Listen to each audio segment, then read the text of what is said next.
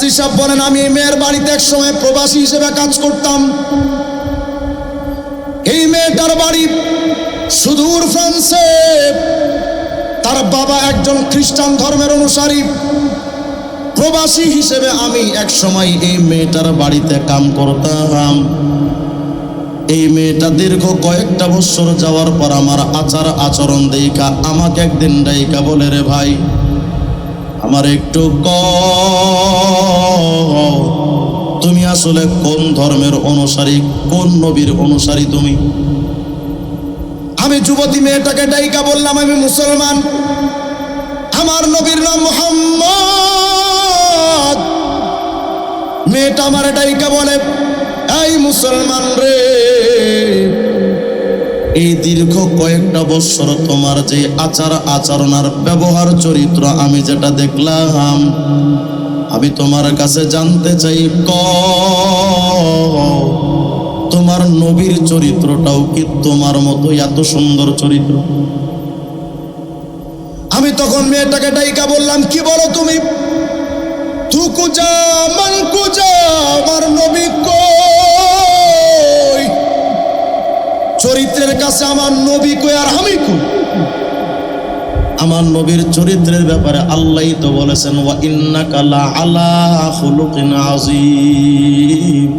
ও নবী, সর্বশ্রেষ্ঠ চরিত্র তো খুলুকে আযীম। উলামা হযরত আছেন, আল্লাহ পাক বলেন আলা খুলুকিন আযীম।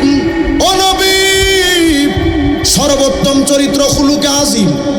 আপনি ওই খুলুকে আযীমের উপরে প্রতিষ্ঠিত। তার মানে যত চরিত্র আছে পৃথিবীতে সব চরিত্রের উপরে আপনার চরিত্র। আসতে বললেন যে সুবহানাল্লাহ। আমার নবীর চরিত্র কোথায় আর আমার চরিত্র কোথায়? মেয়েটা তখন আমাকে ডাইকা বলল, মুসলমান, তোমার নবীর চরিত্র যদি তোমার মতো হয়, আমি আর বেঈমান থাকতে চাই না, আমার কালেমা পড়া মুসলমান। মেয়েটা আমার কাছে গোপনে কালেমা পড়ে মুসলমান হয়ে গেল। আর আমাকে ডাইকা বলল, মুসলমান, আমার এই ইসলাম ধর্ম গ্রহণের খবর আমার পরিবার কাউকে জানায়ও না, এরা জালিম। আমি হয়তো ইসলামটা গোপনও পালন করতে পারবো না, কাউকে খবরদার বইল না, আমিও কাউকে বলি নাই। মাঝে মধ্যে মেয়েটা আমার কাছে আইসা আমাকে গোপনে ডাইকা বলতো, মুসলমান রে, কোন অজানা নবীর প্রেমটা যে আমার অন্তরে তুমি ঢুকাইছো, কোন অজানা নবীর আয়েশ আমার অন্তরে যে তুমি ঢুকায় দিলা, আমার তার এই ফ্রান্সে থাকতে মনে চায় না। আমার তো একটু মনে চাই, আমি যদি মক্কার ওই গলিতে, ওই অলি গলিতে যদি একটু ঘুরতে পারতাম, যে গলির মাটির মধ্যে আমার নবীর পায়ের মাটি মিশে আছে, ওই মাটিতে যদি আমি একটু চলতে পারতাম, যেই মাটিতে আমার মায়ার নবীর কদম মোবারক পড়েছে, আমি যদি ওই মদিনাতুল মুনাওয়ারায় একটু যেতে পারতাম, যে মদিনাতুল মুনাওয়ারায় আমার নবী শুয়ে আছেন, আমার একটু মন চাই আমি যদি একটু মক্কা মদিনায় যদি যেতে পারতাম। কিন্তু কপালটা আমার এত খারাপ, অজানা প্রেম অন্তরে ঢুকাইলাম, কিন্তু সেই মাশউকের এলাকায় একটু ঘুরে ঘুরে তার নিদর্শনগুলো একটু দেখার মতো সুযোগ আমারও হলো না। এই মেয়েটা মাঝে মধ্যে আমাকে এই কথাগুলো বলতো, আর চোখের থেকে টপ টপ করে পানি ঝরাইতো। ওর মনের মধ্যে স্বপ্ন ছিল মক্কা মদিনা যাওয়া। আজকে আমি তার লাশটা জান্নাতুল মুআল্লাই দেখি, আমার তো সরহে সদর হয়ে গেছে, আমার তো এই প্রশ্নটার সমাধান হয়ে গেছে। আমার ভেতরে একটা প্রশ্ন ছিল, কি প্রশ্ন বলো? এই মেয়েটা মাঝে মধ্যে আমাকে এই কথাগুলো বলতো। হঠাৎ একদিন মেয়েটা অসুস্থ হয়ে গেল, হসপিটালে নেওয়া হলো। হসপিটালে নেওয়ার সাথে ডাক্তাররা তাকে ঘোষণা দিল মৃত লাশ, মারা গেছে। অল্প বয়সী আশেক রাসূল মারা যাওয়ার পর হসপিটাল থেকে এনে এত বড় একজন সাচ্চা মুসলমান আসে, তার দাফনটা তার বাবা মা খ্রিস্টানদের নিয়মে তাদের কবরস্থানে করলো। এটা আমার কাছে ভাল লাগে নাই। আমি যখন দেখতেছিলাম এত বড় একজন নবীজির আশিক, তার লাশটা দাফন হলো খ্রিস্টানদের তরিকায়, অথচ ওর অন্তরে নবীর ইশক ভরা। আমি তার এই দাফনের কাইফিয়াতটা সহ্য করতে পারি নাই। আমি চাকরি ছেড়ে চলে আসছি। আমার মধ্যে শুধু একটা প্রশ্ন ছিল, ওগো আল্লাহ, তুমি কি দেখাইলে?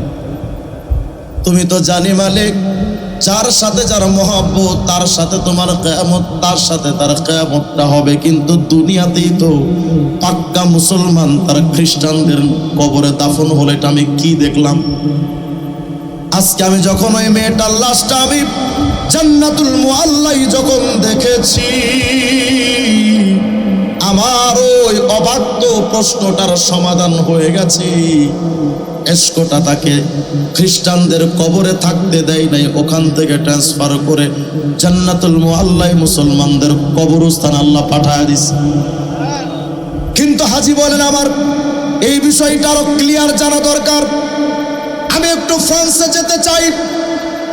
হাজী মক্কা থেকে ফ্রান্সে চলে আসতেন। এই মেয়েটার বাপের বাড়িতে গিয়া বলে, আল্লাহর বান্দারে, আমি একটা নতুন খবর নিয়ে আসছি তোমার মেয়ের ব্যাপারে। কি খবর বলো? বলে, আমি দেখে আসলাম তোমার মেয়ের ভাগ্যটা এত ভালো। আরে তো তোমরা দাফন করছিলা খ্রিস্টানদের নিয়মে তোমাদের কবরস্থানে, কিন্তু আমি নিজের চোখে দেখে এসেছি তোমাদের মেয়ের লাশটা মুসলমানদের জান্নাতুল মুআল্লার কবরস্থানে। খ্রিস্টান বলে, তুমি এটা কি বলো? বলে, চলেন না একটু কবর খনন করে দেখি। কবরটা খনন করছে।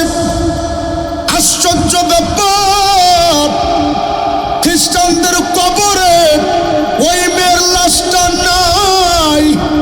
কবরের মধ্যে এত বড় একজন দাড়িওয়ালা বুজুর্গের লাশ। এই জায়গাটা আমার মাউসে ইস্তেশাদ, এটা আমার মূল বলার উদ্দেশ্য, একটু মনোযোগ দেন। হাজী সাহেব বলেন, আমি খ্রিস্টানদের কবরে দেখলাম আরবের বিরাট বড় এক শায়েকের লাশ। কেমনে হলো? সামান্য ইসলামের প্রতি মহব্বতের কারণে যেই লোকটা, যেই মেয়েটা খ্রিস্টানদের কবর থেকে মুসলমানদের কবরে হাজির হয়ে গেল, এটা না হওয়ার কথা, কিন্তু এ তো সারা জিন্দেগি ইসলাম মানছে, তার লাশটা মুসলমানদের কবর থেকে উঠা খ্রিস্টানদের কবরে কেন? এটা নিয়ে আমার একটা ডাউট আসলো। আমার অন্তরে এই ভাবনা চিন্তা কিভাবে হলো এটা। ফ্রান্স থেকে আমি আবার মক্কায় চলে গেছি। এই বুজুর্গের বাড়ির খবর নিয়ে তার বাড়িতে গিয়ে আমি খবর নিলাম। এই বুজুর্গের বিবির কাছে গিয়ে আমি জিজ্ঞেস করলাম, আল্লাহর বান্দি রে, আমাকে একটা প্রশ্নের জবাব দাও তো বন্ধু। আমার পুরা আলোচনার মুলাখাসটা এই একটা বাক্যের মধ্যে সীমাবদ্ধ, একটু মনোযোগ দেন। বুজুর্গের স্ত্রীর কাছে গিয়ে আমি জিজ্ঞেস করলাম, আল্লাহর বান্দি বলো, তোমার স্বামীর আমল নামাটা কেমন? কেমন আমল করতো তোমার স্বামী? মহিলা আমাকে ডাইকা বলছে, আমার স্বামীর মতো এত বড় বুজুর্গ আমার লাইফে কোনোদিন এত বড় বুজুর্গ মানুষ আমি দেখি নাই। 5 ওয়াক্ত নামাজ বা জামাত হেরেম শরীফের মধ্যে কাবা শরীফকে সামনে রেখে 5 ওয়াক্ত নামাজ কন্টিনিউ করত। এতিম মিসকিন অসহায় দেখলে তাদেরকে সাহায্য করত, অসুস্থ মানুষের সেবা শুশ্রূষা করতে যেত। এমন কোন ভালো কাজ নাই যেই ভালো কাজটা আমার স্বামী করে নাই। আজ পর্যন্ত আমার সাথে কোনোদিন খারাপ আচরণ করে নাই। জিজ্ঞেস করো আশপাশের মানুষকে, আমার স্বামীর মতো এত বড় বুজুর্গ আমার এই 2 নয়নটা কোনোদিন দেখে নাই। হাজী সাহেব বললেন, আল্লাহর বান্দি, সব কিছু তো বুঝেছি, কিন্তু আমার একটা জানার প্রশ্ন, তোমার স্বামীর মধ্যে এমন কোন আমল কি পাওয়া যাবে যে আমলটার কথা বললে খ্রিস্টানদের প্রতি মহব্বতের কোন নমুনা পাওয়া যায়? এমন কোন আমল, এমন কোন বিষয় কি তোমার মনে পড়ে? একটু ভেবে চিন্তে বলো তো। মহিলা কিছুক্ষণ চিন্তা করে বলেন, এমন কোন কিছু আমার সামনে হাজির নাই, তবে আমার কাছে একটা বিষয় ক্লিয়ার, স্পষ্ট। আমার স্বামী নামাজ রোজা হজ যাকাতে খুব ভালো ছিলেন, কিন্তু আমার স্বামীর মধ্যে একটা বদ আমল ছিল, একটা খারাপ আমল ছিল। আমাদের স্বামী স্ত্রীর মধ্যে যখন মিল মোহাব্বত তৈরি হতো, বিশেষ কাজটা যখন হতো, আমাদের উপরে যখন গোসলটা ফরজ হতো, আমার স্বামী আমাকে নিয়ে ওয়াশরুম বাথরুমে যখন যাইতেন গোসল করার জন্য, আমার স্বামী আমাকে প্রায় প্রতি সময় এই একটা কথাটাই বলতো, প্রাণের বিবি রে, ইসলামের সব আইন আমার ভাল লাগে, কিন্তু শুধুমাত্র ইসলামের একটা আইন আমার পছন্দ না। স্বামী স্ত্রীর সহবাসের পর আবার গোসল লাগবে কেন? এই আইনটা আমার কাছে পছন্দনীয় না। এর চাইতে খ্রিস্টানদের নিয়ম ভালো, তাদের ধর্মে স্বামী স্ত্রীর সহবাসের পর গোসল নাই। ইসলামের সব আইন আমার কাছে প্রিয়, কিন্তু এই আইনের তুলনায় আমার কাছে খ্রিস্টানদের নিয়মটা ভাল লাগছে। হাজী সাহেব বলে, আল্লাহর বান্দিরে, আমার বোঝা হয়ে গেছে তোমার স্বামীর সমস্ত জিন্দেগির আমলটা ভালো,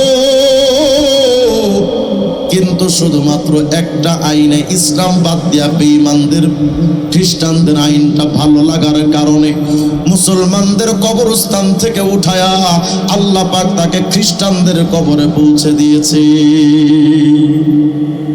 আমি আপনাদের কাছে বলতে চাই বন্ধু, নবীর চুল কাটার স্টাইল তোমার কাছে ভালো লাগে নাই, তোমার কাছে পছন্দ হইল মেসি আর নেইমারের চুল কাটার স্টাইল। তোমার কাছে ইসলামী রাজনীতি পছন্দ না, তোমার কাছে লেনিন, কার্ল মার্কস, মাও সেতুং, আব্রাহাম লিঙ্কনদের গণতন্ত্র আর জাতীয়তাবাদের রাজনীতি তোমার পছন্দ। ইসলামের আইন রাষ্ট্র ক্ষমতায় যাক তোমার পছন্দ হলো না, বেঈমানদের আইন রাষ্ট্রীয়ভাবে প্রতিষ্ঠিত হবে, সেই জন্য তুমি ভোট দিছো। এই 5 ওয়াক্ত নামাজি, নামাজ পড়ে কপালে যদি দাগও ফালায় রাখো, আর ভোটের সময় টিপটা যদি ইসলাম বিরোধী শক্তিকে দাও, ইসলামপন্থীদেরকে যদি না দাও, তোমার সারা জিন্দেগির আমল নামা বরবাদ হয়ে যাবে। আমি এটা চ্যালেঞ্জ করে বললাম, পুরো বিশ্ববাসী আলেমদের সাথে এটা চ্যালেঞ্জ থাকলো। যদি কোনো বাপের ব্যাপার থাকে, আমার ফতোয়াকে চেঞ্জ করা হবে, কালেমা পড়ে তওবা। আজ পর্যন্ত কোনো আলেম এই কথা বলার কোনো সুযোগ নাই যে ইসলামী রাজনীতি বাদ দিয়ে জাতীয়তাবাদ করা জায়েজ।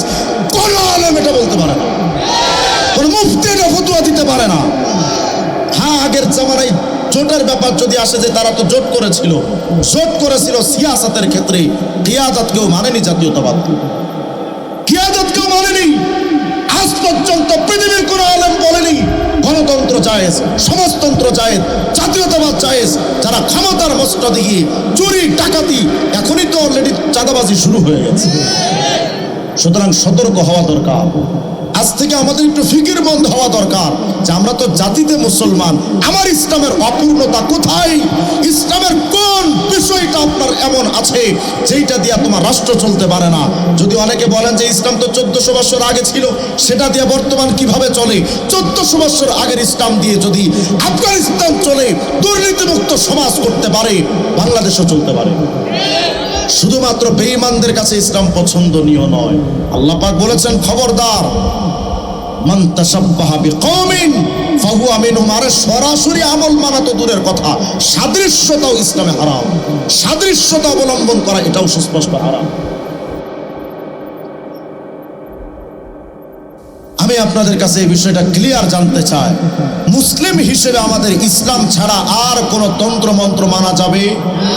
বলেন, মানা যাবে? আমি জানতে চাই, গণতন্ত্র মুসলমানদের বানানো না বেঈমানদের বানানো? সমাজতন্ত্র মুসলমানদের না বেঈমানদের?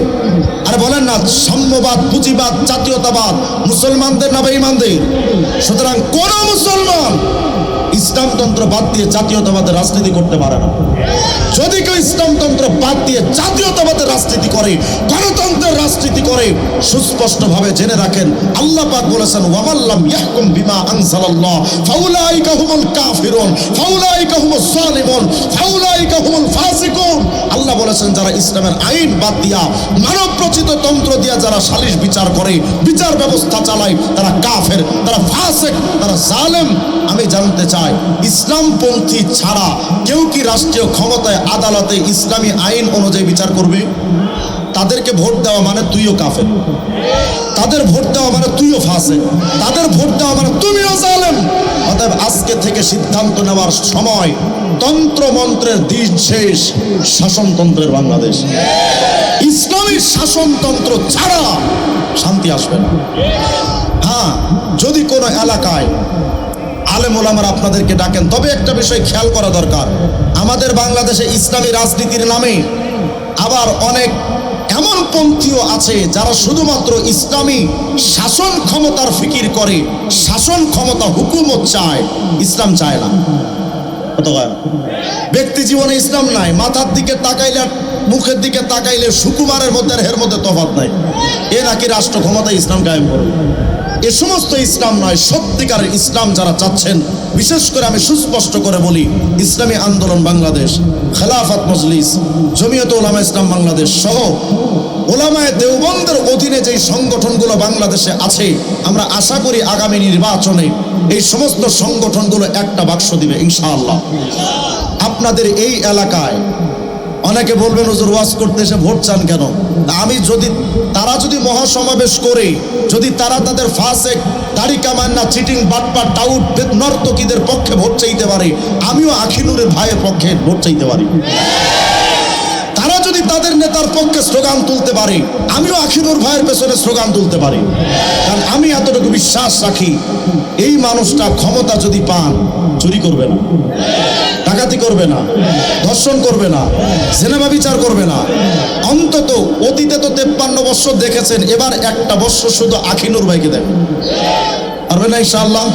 আপনাদের এই অঞ্চলে আখিনুর ভাইয়ের জন্য আমি প্রাণ খুলে আপনাদের কাছে আবেদন করে যাচ্ছি, আল্লাহ তাআলা যেন আমাদের সকলকে ইসলামী হুকুমত কায়েমের জন্য আখিনুর ভাইয়ের পক্ষে এই এলাকায় হাত পাখার পক্ষে থাকা তৌফিক দান করেন। আসসালামু আলাইকুম ওয়া রাহমাতুল্লাহি ওয়া বারাকাতুহু।